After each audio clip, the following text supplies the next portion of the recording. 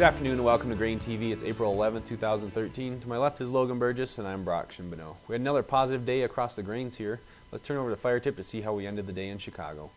Corn was up 2 1/4 cents, soybeans up 9 1/4, wheat in Chicago up just a penny here this morning, and Kansas City was up 8 3/4 cents.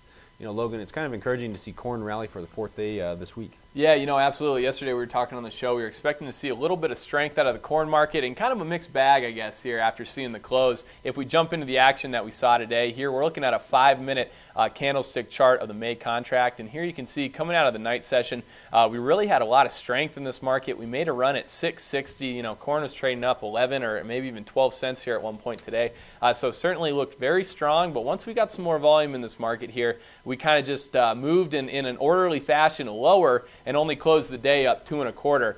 You know, if we jump in here to a daily candlestick chart here, the May contract, you can see these two large wicks here on the last 2 days worth of trade action here, really indicating that we're finding a lot of selling pressure when this corn market's trying to make a run higher. And the last 2 days we've settled right around this lower side trend line. So look for that to act as an area of resistance here. And you know, in light of our comments yesterday, looking for things to move a little bit higher, I'm not really feeling that good about another run higher just given the action that we saw today.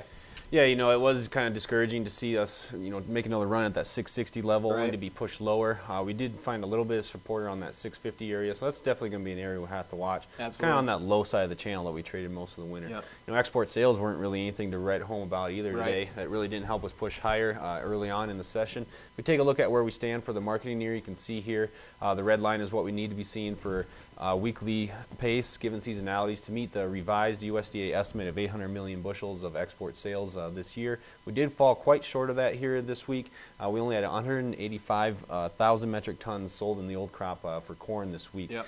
But for the marketing year, we are still about 27 million bushels behind pace to meet that revised estimate.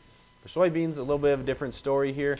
We did almost meet the seasonal pace to meet those revised USDA estimates of 1.35 billion bushels of export sales this year, but we did fall a little bit short this week, and for the year we're still about 110 million bushels ahead of pace to meet those revised estimates. You know, Brock, if we think back to the numbers that we saw in yesterday's WASDE report, we saw export sales of corn lowered 25 million bushels. We saw export sales of soybeans actually revised higher by 5 million bushels. You know, in light of the pace that we're at, you know, right now in the marketing year, do you think that was sufficient moves yesterday by the USDA, or do you have any kind of insight, I guess, what we might be seeing here down the road?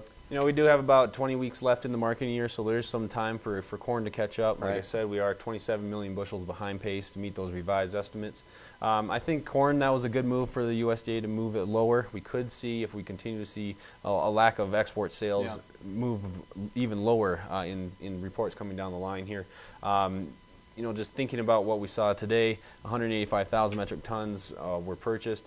You know, I think that was a relatively low number given that we've come off 70 cents since those reports, you know, the end of the month in March. Yeah. You know, given that information, and then soybeans, we only saw a revision higher by 5 million bushels. I would have expected a little bit higher revision there, given the fact that we're 110 million bushels ahead of pace on soybeans right now. Yeah, you know, certainly we've been talking about it here for a while now on GrainTV. The corn market's really searching for demand. Certainly yesterday's ethanol number, that certainly looked good in terms of demand, but export sales we really have not seen come charging back with this huge drop in price, and I think a lot of people out there are kind of waiting for that before we officially consider the bottoms in this corn market.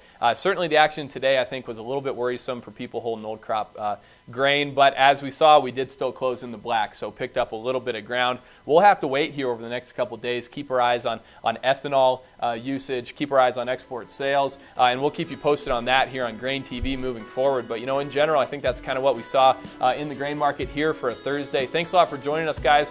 Join us tomorrow for Friday for the weekly wrap-up.